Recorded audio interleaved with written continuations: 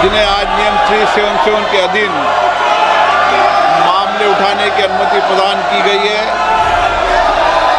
वह व्यक्तिगत रूप से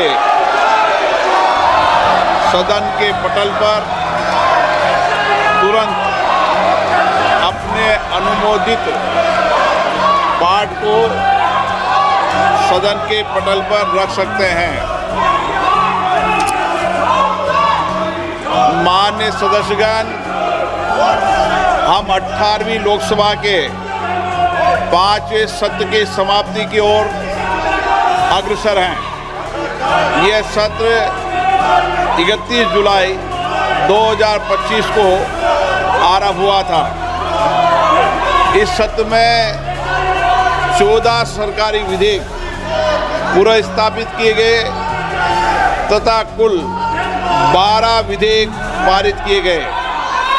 दिनांक 28 और 29 जुलाई को ऑपरेशन सिंदूर पर विशेष चर्चा हुई, जिसका समापन माननीय प्रधानमंत्री जी के उत्तर के साथ हुआ।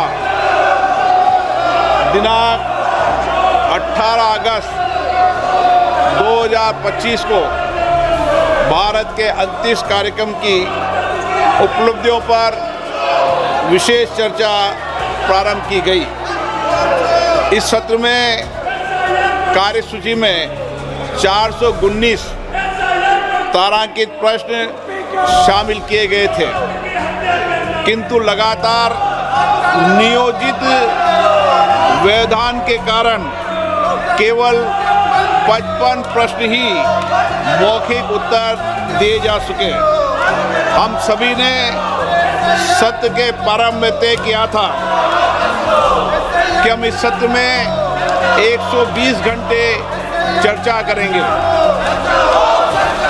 बिजनेस एडवाइजरी कमेटी में भी इस पर सहमति बनी थी, लेकिन लगातार गतिरोध और नियोजित व्यवधान के कारण हम केवल 37 घंटे ही चर्चा कर पाए। माननीय सदस्यगण,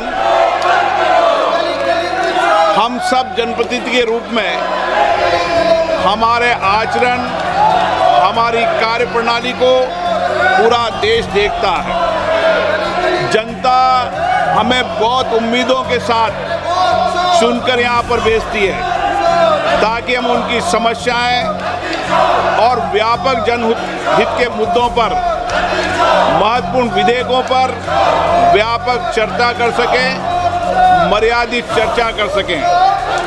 लेकिन पिछले कुछ दिनों से मैं देख रहा हूं कि सदन में सार्थक मर्यादा परंपराओं के अनुरूप चर्चा नहीं हो रही। माननीय सदस्यगण, जिस तरीके से सदन के अंदर, सदन के परिसर में जिस तरीके की नारेबाजी हो रही है, जिस तरीके से तख्तियां लेकर माननीय सदस्य आ रहे हैं, नियोजित गतिरोध किया जा रहा है, ये हमारी संसद की परंपराएं नहीं रही है। और विशेष रूप से इस सत्र में जिस भाषा का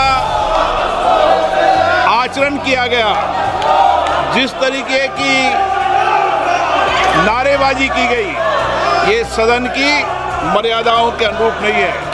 हमें एक स्वस्थ परंपराओं का निर्माण करना चाहिए और हमारी कोशिश होनी चाहिए कि हम संसद के अंदर गरिमापूर्ण चर्चा करें। लेकिन मैं लगातार देख रहा हूं नियोजित तरीके से गतिरोध करना, नारेबाजी करना, तख्तियां ले जाना। मैं आपसे आग्रह करना चाहता हूं कि ये देश का सबसे बड़ी लोकतांत्रिक संस्था है, हमें इससे बचने का प्रयास करना चाहिए। और संसद के अंदर भी और संसद के परिसर में भी हमारी भाषा संयमित और मर्यादित होना चाहिए। सहमति और असहमति होना लोकतंत्र की स्वाभाविक प्रक्रिया है, किंतु हमारा सामूहिक प्रयास होना चाहिए कि हम सदन की गरिमा को मर्यादा को और शालीनता को बनाए रखें। माननीय सदस्य, मैंने हर माननीय सदस्य को हमेशा पर्याप्त समय, पर्याप्त अवसर दिया है, लेकिन जिस तरीके का आपका आचरण है, देश आपके आचरण को, आपकी कार्यप्रणाली को देख रहा है। मैं फिर आपसे आग्रह करता हूं कि हमें प्रयास करना चाहिए कि हमारी सर्वोच्च लोकतांत्रिक संस्था के अंदर अच्छी परंपराएं, अच्छी प्रॉपर्टियों को हम लागू करें, और इसके लिए सामूहिक चिंतन भी करना चाहिए और सभी राजनीतिक दलों को आत्म मंथन भी करना चाहिए, ताकि देश की लोकतांत्रिक सोच संस्था की हम मर्यादा को बना रखें और यहाँ अपने आचरण व्यवहार से एक आदर्श स्थापित कर सकें। माननीय सदस्यगण, अंत में मैं सत्र की कार्रवाई में सहयोग हेतु माननीय प्रधानमंत्री जी का, सभापति तालिका के मेरे सहयोगी साथियों का, केंद्रीय मंत्रिमंडल में माननीय सहयोगियों का, नेता प्रतिपक्ष, सभी दलों के माननीय सदस्यों का, मीडिया के प्रतिनिधियों का, लोकसभा सचिवालयों का, संबद्ध एजेंसियों का हार्दिक धन्यवाद व्यक्त करता हूं।